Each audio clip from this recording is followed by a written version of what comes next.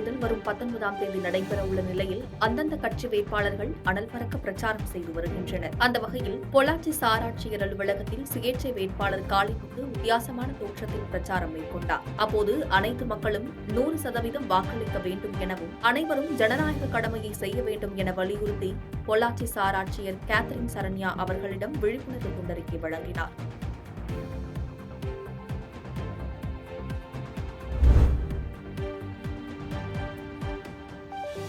நாடாளுமன்ற தேர்தல் வரும் 19ஆம் தேதி நடைபெறவுள்ள நிலையில் அந்தந்த கட்சி வேட்பாளர்கள் தீவிர பிரச்சாரம் செய்து வருகின்றனர். அந்த வகையில் காஞ்சிபுரம் நாடாளுமன்ற தொகுதியில் அதிமுக கூட்டணி சார்பில் ராஜசேகர் என்பவர் போட்டியிடுகிறார். இந்நிலையில் முன்னாள் அமைச்சர் வளர்மதி வேட்பாளர் ராஜசேகரை ஆதரித்து காஞ்சிபுரம் நாடாளுமன்ற தொகுதிக்கு உட்பட்ட பல்வேறு பகுதிகளில் வாக்கு சேகரிப்பில் ஈடுபட்டு வருகிறார். அப்போது பேசிய அவர், எந்த தொகுதி வாக்காளர்களாக இருந்தாலும் இரட்டை இலை சின்னத்துக்கு வாக்களியுங்கள் என கூறி டீக்கடையில் பஜ்ஜி சுட்டும் பூ வியாபாரிக்கு பூ தொடுத்தும் தீவிரமாக வாக்கு சேகரித்தார்.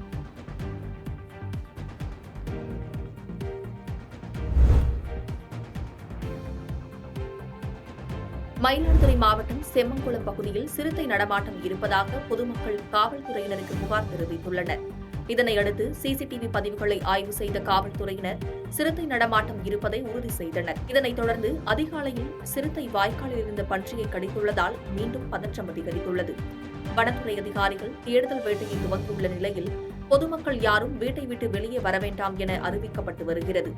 மேலும் சிறுத்தை தென்பட்டால் 9360889724 என்ற எண்ணிற்கு புகார் தெரிவிக்கலாம் எனவும் கூறப்பட்டுள்ளது.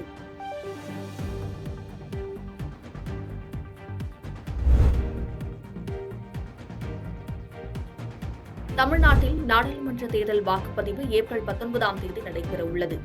இந்த தேர்தலில் பொதுமக்கள் 100% வாக்களிக்க வலியுறுத்தி கோபிச்செட்டிப்பாளையத்தில் காவல்துறை சார்பில் கொடி அணிவகுப்பு நடைபெற்றது. இந்த அணிவகுப்பு ஊர்வலம் 3 கிலோமீட்டர் தூரம் வரை நடைபெற்றது. இதில் குஜராத் மாநில ரிசர்வ் போலீசார் மற்றும் 5க்கும் மேற்பட்ட காவல் நிலைய காவலர்கள் என 100க்கும் மேற்பட்டோர் கலந்து கொண்டனர். பாதகம் செய்பவரை கண்டால் நாம் பயங்கொள்ளலாகாது பாப்பா, மோதி மிதித்து விடு பாப்பா, அவர் முகத்தில் உமிழ்ந்து விடு பாப்பா. அண்மை செய்திகளை உடனுக்குடன் தெரிந்து கொள்ள இணைந்திருங்கள் இயம்நாடு தொலைக்காட்சியுடன்.